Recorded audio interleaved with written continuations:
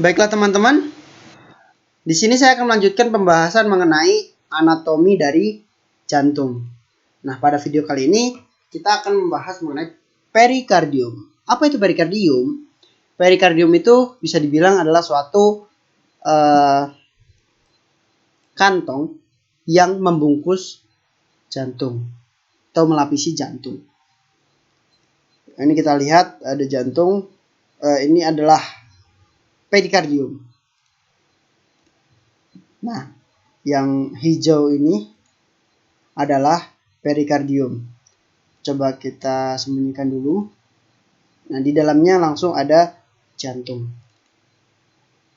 Nah, perikardium itu dibagi menjadi dua. Ada perikardium fibrosa, ini yang bagian luar, dan di dalamnya ada perikardium serosa. Dan perikardium serosa itu dibagi menjadi dua lagi, yaitu perikardium serosa yang parietal layer, dan di dalamnya ada perikardium serosa visceral. Nah, ini visceral. Kalau bisa dibilang ini seperti ini. Nah, ini jantung nih. Ini ada yang melapisi. Di sini ada satu lagi sebenarnya di sini. Ini adalah perikardium fibrosa.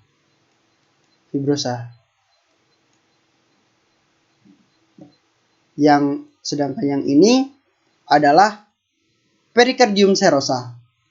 Dua lapis ini adalah perikardium serosa. Dan yang ini adalah perikardium serosa parietal, ini yang bagian luar, dan yang dalam yang menghadap ke jantung itu adalah visceral.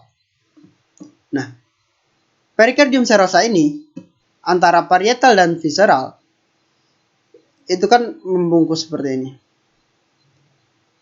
Di dalamnya ini ada rongga yang disebut dengan pericardial cavity. Nah, ini tadi.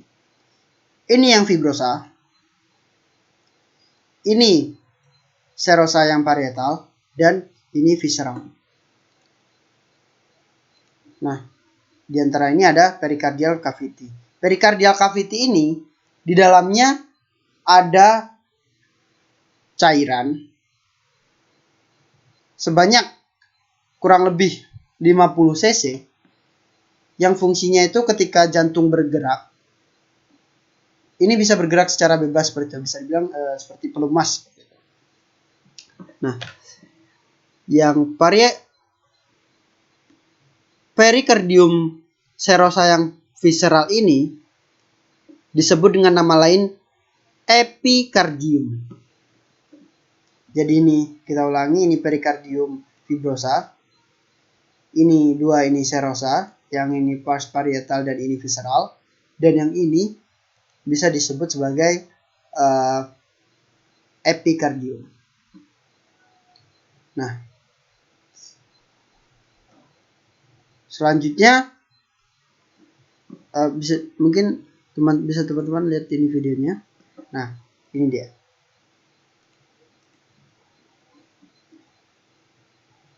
Ini yang bagian luar ini adalah perikardium serosa, fibrosa maksud saya. Dan di dalamnya ini ada serosa. Ini juga serosa. Nah, ini kan rongga, ini membentuk rongga ini. Ini rongga pericardial cavity. Nah, yang ini adalah parietal. Dan ini yang mengarah ke jantung itu adalah visceral. Seperti itu.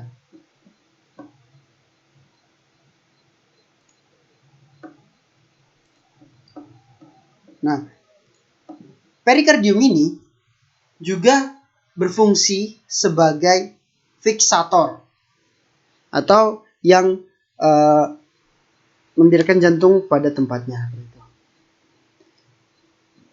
Di sini perikardium yang fibrosa ada 3 tempat. Pertama di sini. Nah, ini fascia sternalis melekat pada aspek superior di sternum. Ini adalah fascia sternalis. Ini ke sternum yang dinamakan ligamentum sternoperikardial superior, yang atas superior, dan yang bawah sini adalah ligamentum sternoperikardial inferior. Atau di sini adalah ligamen sipoperikardial, karena di sini pada sipoideus. Dan yang kedua, bagian inferiornya dia akan mengarah ke diafragma yang disebut pericardioprenic ligament. Atau ini dia, ligamen prenoperikardial. Dia mengarah ke centum tendineum dari diafragma. Nah, lalu di perikardium ini ada peralihan dari yang visceral ke parietal yang disebut dengan sinus. Ada 2 sinus. Yang pertama, sinus transversus, dan yang kedua sinus obliquus. Nah, sinus transversus ini yang berada di sini, sedangkan obliquus yang ada di sini. Mungkin lebih jelas kita lihat di videonya. Nah,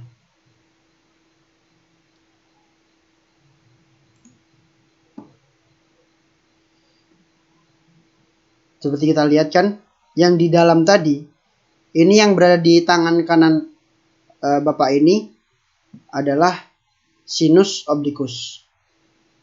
Nah, ini sinus obliquus ya, di belakang jantungnya, bagian posterior inferior.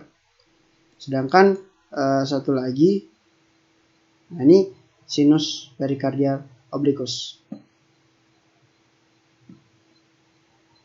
Dan satu lagi itu sinus transversus yang berada di sini. Nah, bagian anteriornya itu ada aorta dan truncus pulmonalis, dan bagian posteriornya itu ada vena cava superior. Nah, ini dilihat ya.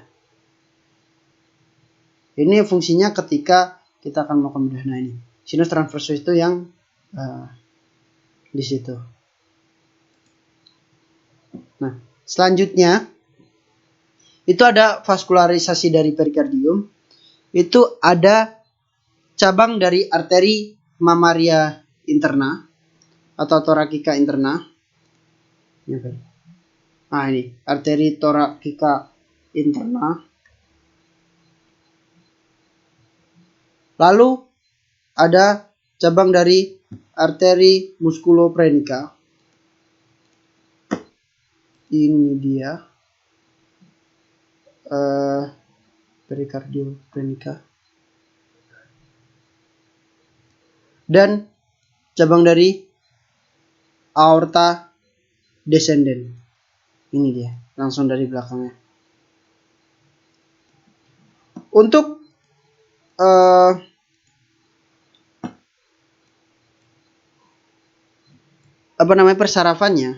persarafannya itu berasal dari nervus vagus, nervus phrenicus, dan sulcus sympathicus. Dan